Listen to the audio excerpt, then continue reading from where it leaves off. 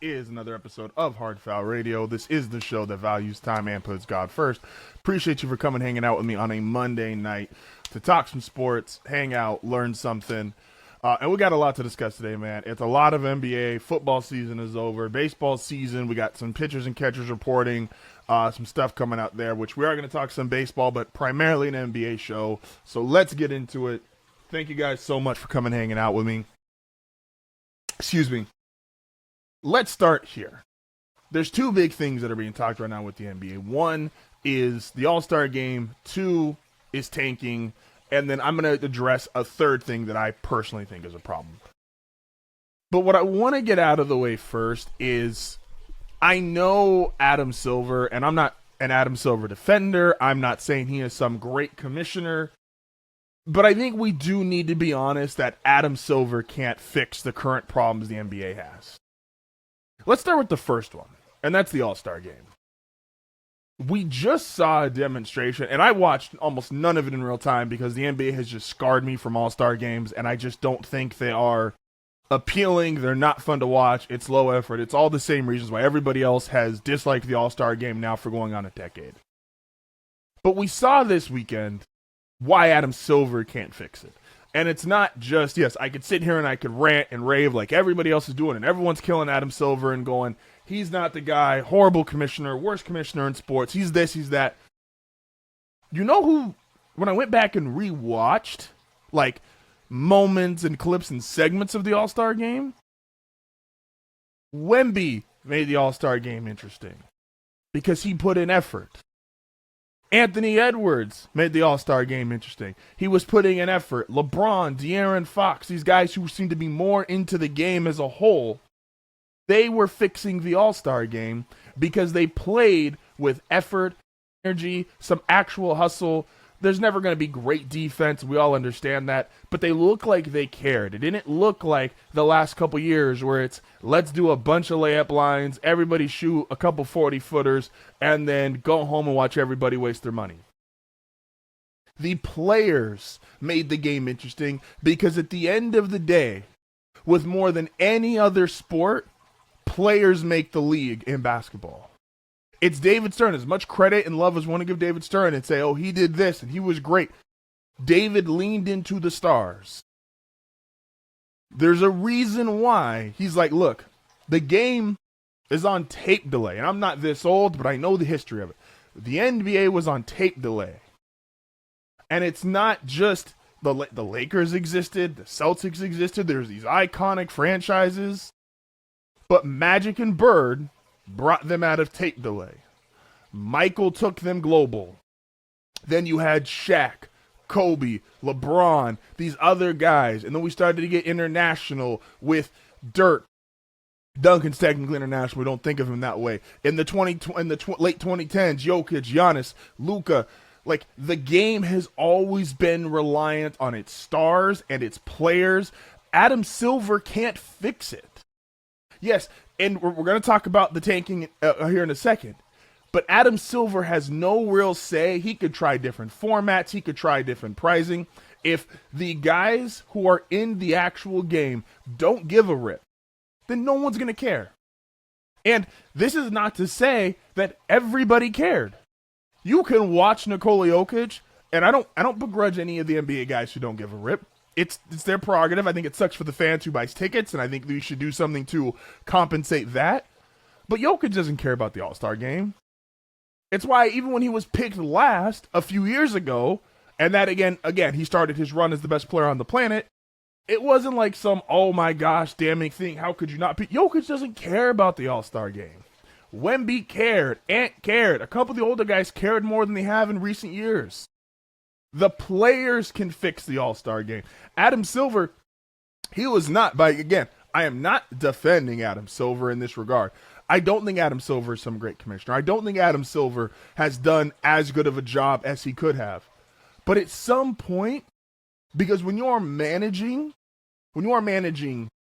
like all levels of management, if you are forced to manage children because you're a parent, or you're managing adults who are employees, or you're managing your business, like at the end of the day, when you're managing people, if you can only make people care so much, If the people don't care, it doesn't matter how much you pay them, it doesn't matter how much your benefits, it doesn't matter what your health coverage, everything that you give them. If they do not care, you can't sit there and force caring into another human being. They either care or they don't. Wemby naturally cared. Wemby naturally caring. That sparked some other guys, and that then sparked a few more guys. And that's why you got a better product, and the numbers are in, the viewership was up. It's the highest for an All-Star game since 2011. Like, there's a reason why, again, we can kill Adam Silver all we want, but he can't force.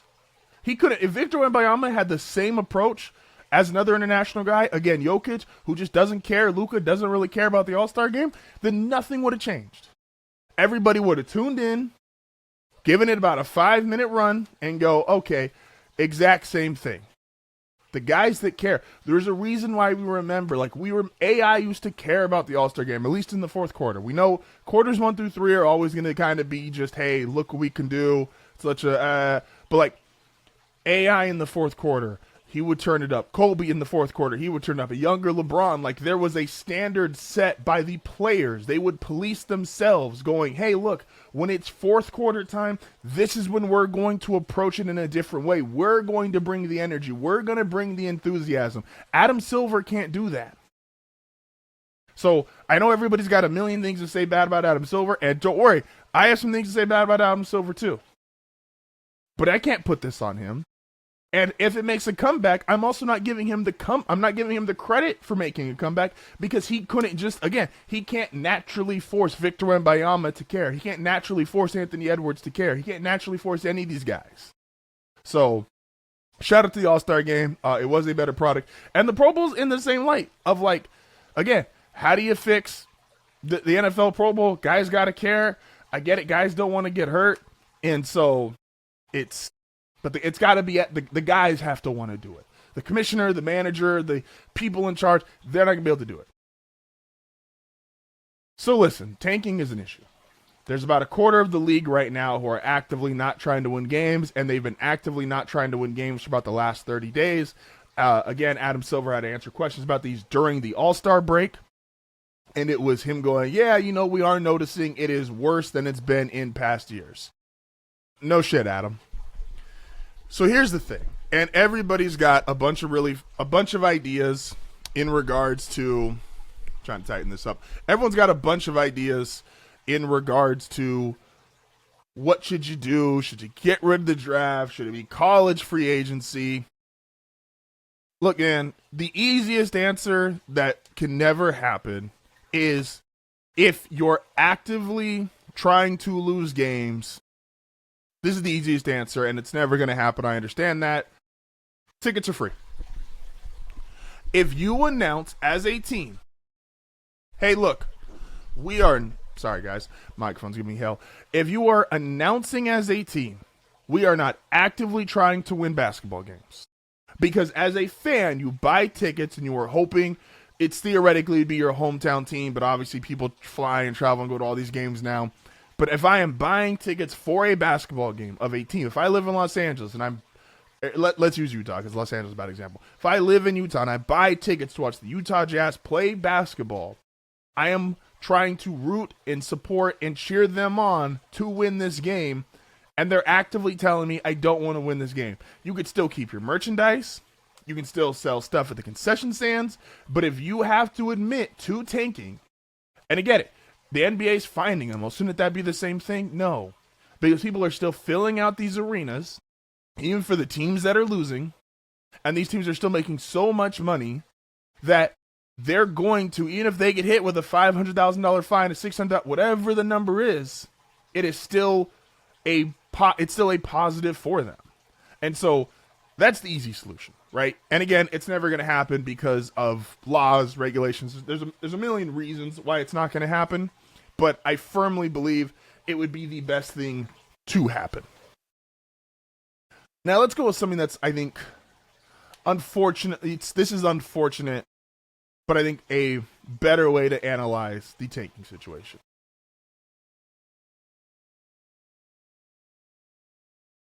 Listen, the problem is, and I get it, it is smart to tank because if you're already mathematically eliminated, winning 1 or 2 or 5 extra games in a season is, it's not allowed. Like, it's not actually beneficial to you. This is why, as much as they're not good, my Pelicans are actually playing hard because they have no reason to tank because they don't even own their draft pick and they have no way to get it back. So they're actively trying to compete. They're just not playing very well. So different level, but it makes it honestly more enjoyable to watch them because at least I know, hey, they're trying. Unless you are actually going to get rid of the draft, which is not going to happen, unless you are...